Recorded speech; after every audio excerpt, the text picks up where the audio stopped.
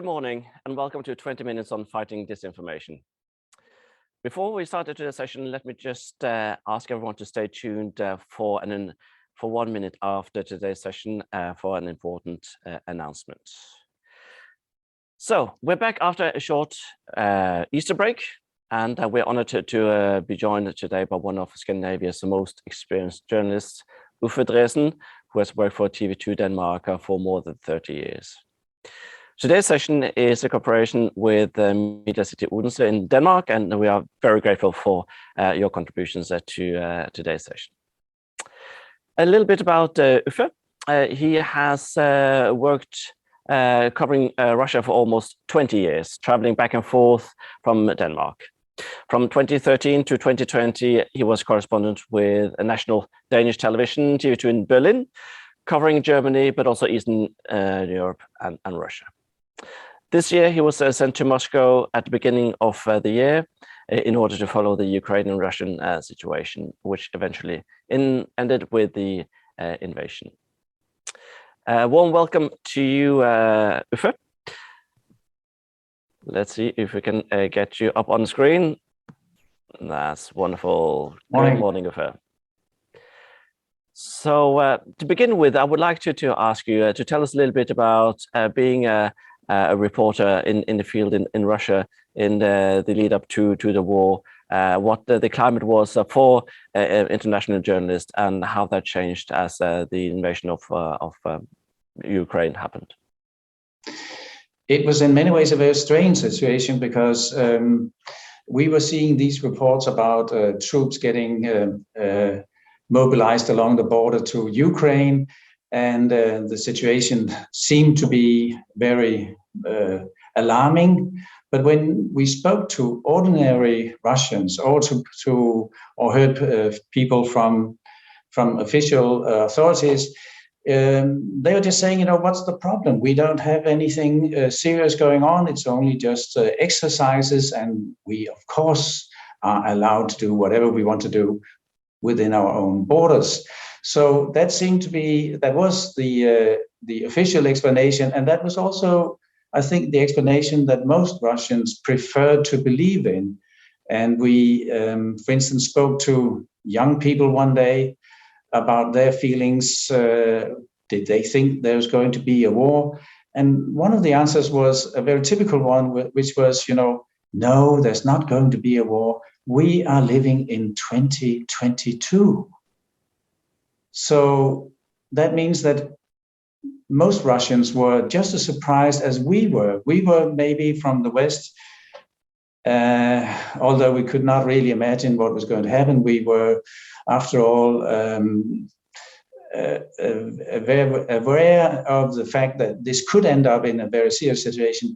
But most Russians preferred not to believe in all this, and this is where the official propaganda comes into the picture, because officially they of course said that this was all just a fantasy. It was only just something dreamt up in the minds of Western people and the Western press, and of course USA, and they were also using the opportunity to tease and mock the Western world, like the official speaker of the foreign ministry of Russia. She said, next time when you say there's going to be an attack, will you please not inform me beforehand? Then I can, arrange my holidays. So that was the situation up until the 24th of February, being in a country which was officially not on the verge of a war, which was leading a very ordinary life. And in Moscow, which is a big city and a very modern city, people cared about what they were going to have to eat, what they wanted to order, with all these courier services. And at the same time, people in Ukraine had to take much more serious decisions. Were they going to stay? Were they going to flee? What would they do with their family? And all that kinds of things. But, in Moscow, in Russia, the everyday life just continued until the 24th of February.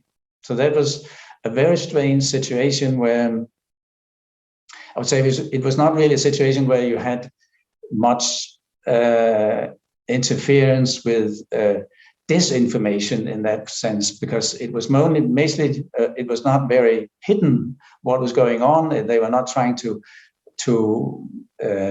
tell a different truth, but it was basically just the authorities denying that they had any evil plans for what they were going to do with regards to Ukraine. And then, of course, things changed on the 24th, and immediately the situation turned very, very different. It was obviously there was a lot more police in the streets. There was a lot more police in the streets also up in the last days leading up to the war. But after the war was launched, which was of course officially not a war, and then the authorities were very quick to take away everyone who wanted to protest. So even though people were just assembling, they might be arrested just for being maybe participating in a meeting, and if they had a sign they wanted to fold out, they were mostly just arrested just straight away and taken away, and this was quite a different atmosphere. So there was an atmosphere of apprehension, maybe fear would be a little bit too strong a word, but I think Russians, they know what the signals are like. They know what it means when there's a lot of police in the streets, and they know what this means. So at the same time as they were trying to figure out what was really happening, most people were very careful not to give away any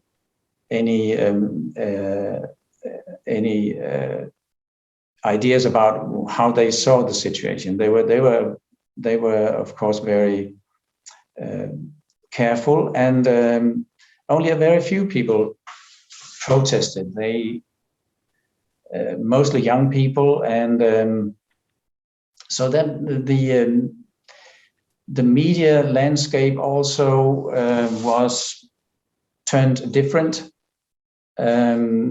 In the official media, in television, you of course only saw the official story, which was based on actually not very many pictures during the first many days.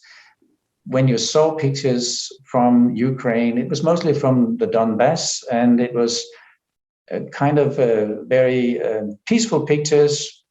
Some of these armored personnel carriers driving around the streets, and maybe you would also see soldiers, Russian soldiers, handing out food, helping these poor citizens of the Donbass who were, under threat from an attack from Ukrainian forces.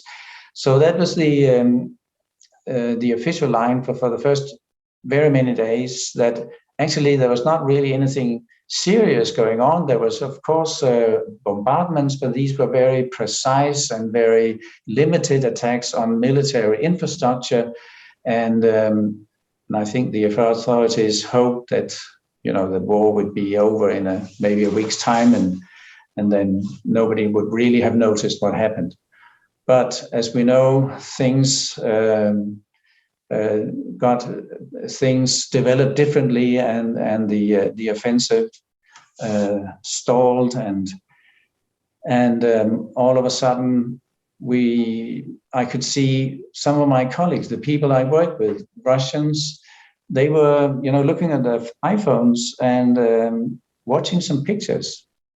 And then one of them asked me, for instance, one day, "Do you think is this real? Are these real pictures?" And I could see it was pictures from Kiev or somewhere near Kiev where they were bombarding houses and all that. Yes, that's true. Oh. So slowly the truth, or the real truth, was disseminating into the society. And this was the time when all of a sudden we heard that they were going to vote a new law about, I think it's officially something with the information about the army and giving wrong information about the military forces. And this was a law which was voted on I think it was on the 4th of March. And of course, it was almost unanimously voted. And it was a law which was making it to an offense if you were spreading misinformation about the army, and you could risk up to 15 years of imprisonment if you convicted according to this law. It was also at the time when we realized that actually they meant it seriously when they said that this is not a war, this is just a special military operation. So even using the word war would eventually risk giving you or risk that it would mean that you had a risk of getting into the limelight of the authorities, because that was also, giving wrong information about the military forces. So that was the time when TV2 and I decided that I had better leave Russia, because it was a discussion. If I stayed, what could I actually contribute with? Because if I was talking about what was going on in Ukraine, which I did most of the time, then I could risk getting into trouble, and it could be, just me using the wrong word, but also, describing things happening there which was not the official line in Russia.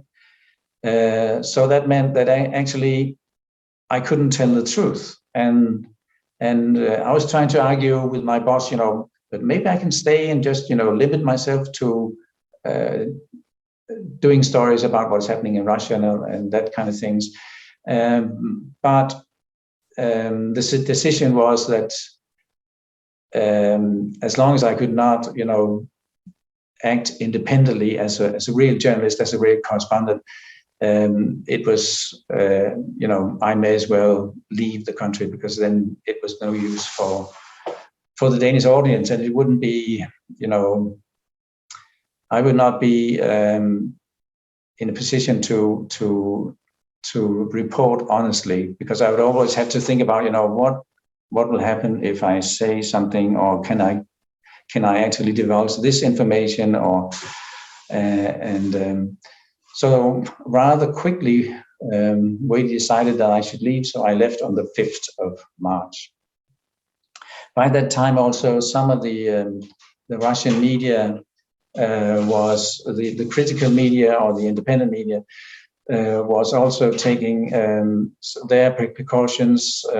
The TV station Dost decided to stop sending, and also the newspaper Novaya Gazeta decided that they would not report on the war, which was not a war, but especially a military operation. So they would, from now on, only report on what was happening in Russia, the consequences of the war, which was not a war, and about sanctions and that kind of things. But later they have also decided to stop publishing at all. So they have now also stopped being present in Russia. So that happened very quickly, and also in this part of the process, it was obvious that there was a lot more misinformation coming out from Russia, and of course we saw it later on with some of the the atrocities being committed, that the whole propaganda machine was going into the high gear and throwing out all sorts of different misleading stories about what was going on. So that was basically my career in Russia this year.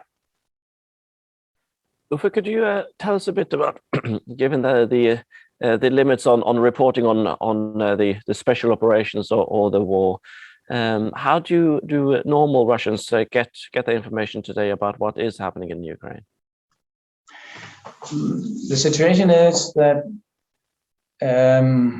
after the initial shock with most Russians, then now a very big majority has chosen to believe in the official story, and it's shown in the opinion polls for Vladimir Putin. Something like 83 or 84% of the population think he's doing a good job, and they are basically just buying the official version. But those, and I think that's still a minority, but those people who want to have the truth, they can still get it if they know how to get it. The authorities have blocked. They had already, before the war started, they had already tried to make Twitter less of an information channel, because they managed to make it slower, so that if you try to download a video, for instance, it took ages to get the video, and in the end it didn't work. So all of the other messages you would get, but a lot of the stuff was stopped or slowed down by this machine. And after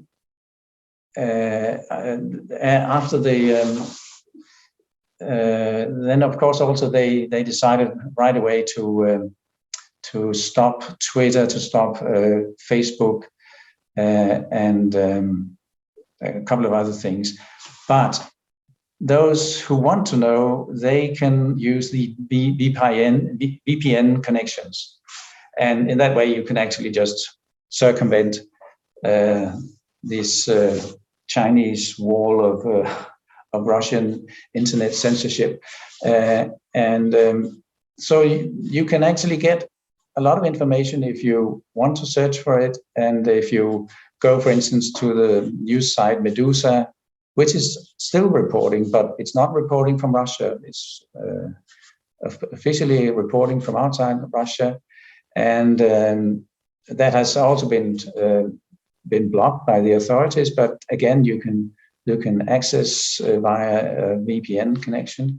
So actually, you can get a lot of information if you want to. But the problem at the moment is that most Russians, for some reason, which we could talk about for hours, but they have decided that this country is under attack. That's the official line from NATO, and now we have to stick with our leader, and now we have to believe in what the authorities are saying. So they don't want to know the truth. That's the very depressing conclusion about the Russian media picture at the moment. Thank you very much, Uffe. We are coming towards the end of our 20 minutes, and it's difficult to find something to end on something optimistic with a given situation. So let's say thank you very much, Uffe Dreesen, for joining us this morning and sharing your experience from reporting from Russia during this critical time. It has been much appreciated that you were able to join us on such short notice, and a big thank you to Media City Odense for helping us with getting you with us this morning. So let me just let you know that next Friday, we will be joined by Denis Teisou from Agence France Presse, who will be talking about one of the more powerful tools for detecting emerging stories and assessing the reliability of video files.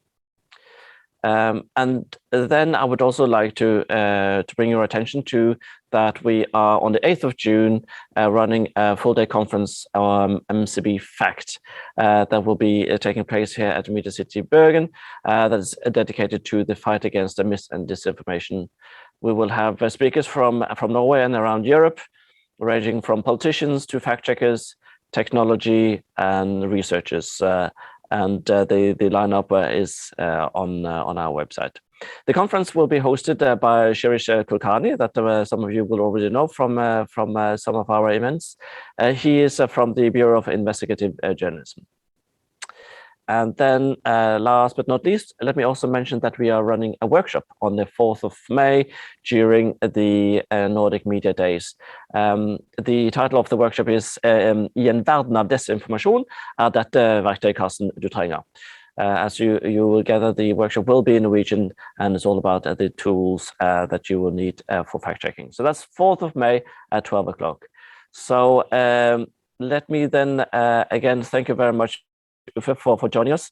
I would have loved to also have the opportunity to ask you about, for someone like you that has been out in the field, it must be in your DNA to be where it's all happening. But that will, I think, have to be for another time. I can imagine that you are sort of a bit restless to join the field again. But thank you again, Uffe, for joining us this morning.